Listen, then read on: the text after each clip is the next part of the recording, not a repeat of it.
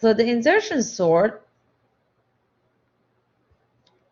is order of n2 comparison and swaps. It is adaptive, and in case of the adaptive, that means it's adaptive, and when it's adaptive, it can't even get to the order of n, so it's going to be really acting really fast.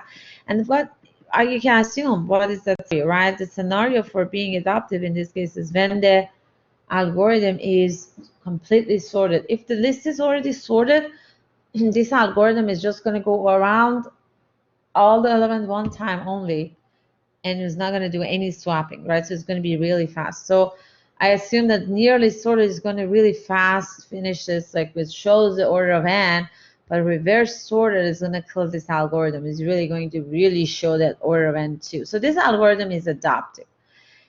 And this algorithm is not going to use any extra space, right? Although it's using that sublist, but the sublist is inside the same array, right? So we're not using extra space or extra memory for keeping track or storing the data. And it's a stable. So we just talk about, an algorithm being a stable or not, right? So that means it's going to keep track of the relative order. So this is a very good algorithm in overall.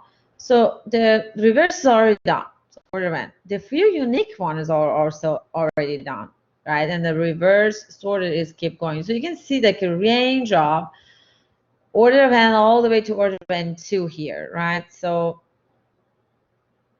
the reverse is still going, telling you this algorithm is going to be really, really going to be perform really bad if your data already sorted in a reversed way.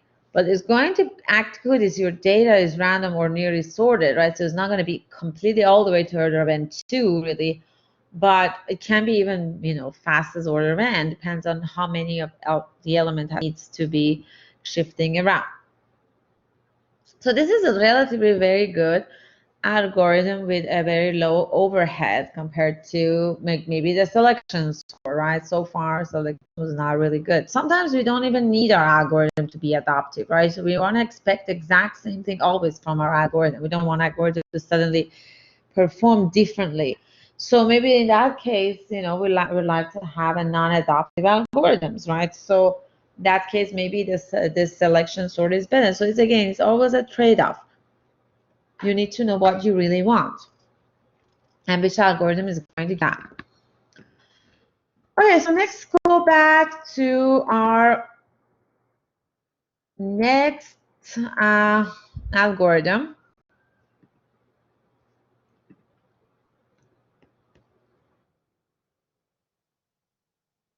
This is an example of the selection sort, sorry, insertion sort. So, and this is the code for it, right? So we see the nested loops here as well. So the nested loop, first loop is going to start from 1 to the length, which is the length can be n, right? All the way n element, and then this is a shifting that can, depends on what is it. It's really we need this or shifting or not. In worst case scenario, you can just go all the way to order of n. That means then we're going to have n in a square, or sometimes we're not going to do anything. We're not going to shift it. That means the overall is going to be order of n. So, and that's what it shows, this algorithm also. That's an adaptive algorithm. Sorry. So the next algorithm we're going to talk about is bubble sort algorithm. So this algorithm also, as you can kind of see, that it's in the worst case, it's acting as order of n2. Here you can see some analysis on what we mean by order of n2, right? So the first time for all of these algorithms, you can use these types of analysis. When you have insertion sort, right? So we always find the minimum and put it in the beginning, and the very first time we're trying to find the minimum, we have n element to compare. So we have to have an n-1 comparison, and then we already find the minimum, we put it in the beginning of the list. Then we go next round. The very first one is already sorted, so we have only n-1 element in the list, so we have n-2 comparison. And then we keep doing it, right? So n minus 1, n minus 2, and n minus 3, and minus 4, all the way to until we get to the point of we have only one element in the list. So that is going to be the basically what we call a summation and of of numbers, and that is going to be acting as n2 over n minus n over 2. So that's basically like showing the order of complexity of this algorithm. So that's a series, right? And so since it has n2, that's the largest order in this function. So that means the overall, this algorithm is going to act order of n2, and all of these algorithms like that. So bubble sort is going to be like that too, right? So let's see what bubble sort is doing. So bubble sort algorithm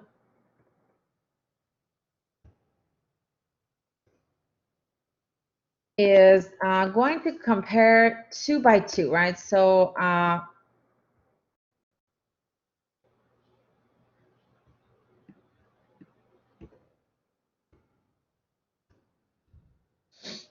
it's like a list that we have here. We have 2, 9, 5. I just want to make sure you guys see the same thing here.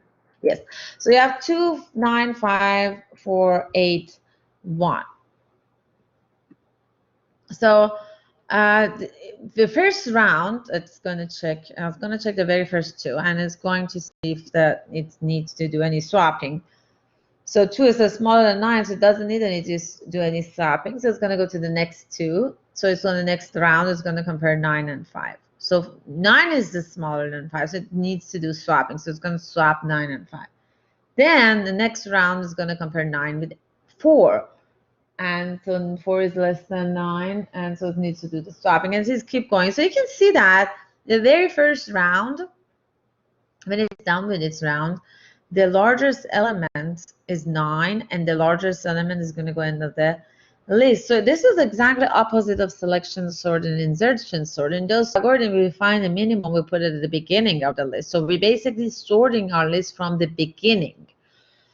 But in the bubble sort, the sorting happening from the end of the list. So we find it a maximum element and we put it on the end of the list. So it's going to be completely different.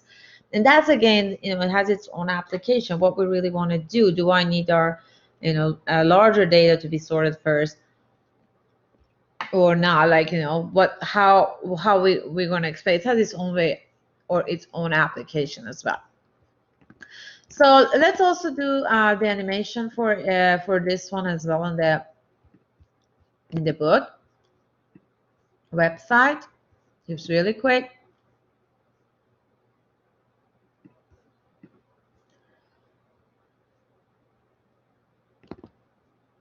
So 1675 is going to be compared. We're not going to have any swap. 67, 98. So we're not going to have any swap. 98 and 86. So we're going to have a swap.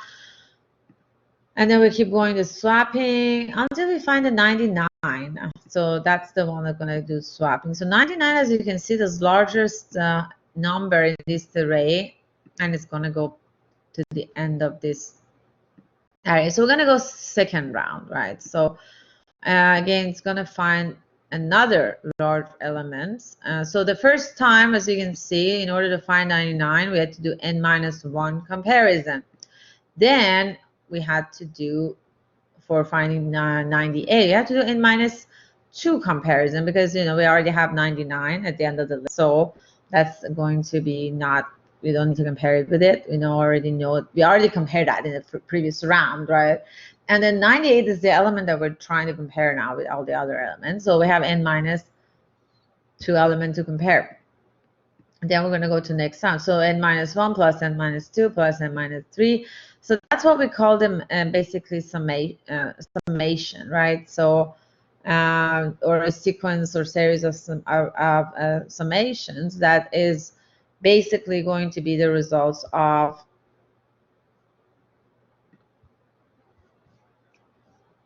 what we just saw on this slide, right? So you can also kind of look it up on the Wikipedia if you kind of forget about how those be calculated and how it's going to be used. But We're not going to go all the way to the end of bubble sort, but as you can see, again, just going to be grow from there or sorted from the beginning of the list. Now, let's also do the comparison with all the different type of data and so on.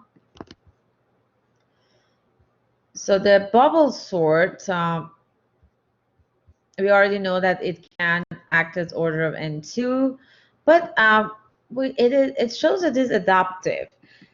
So there is like a very simple, the original bubble sort, it wasn't actually an adaptive sort. It would do the same exactly no matter what. But then we added this like a simple flag parameters into it, and that's telling me that it's basically telling the algorithm that you don't have to do swapping if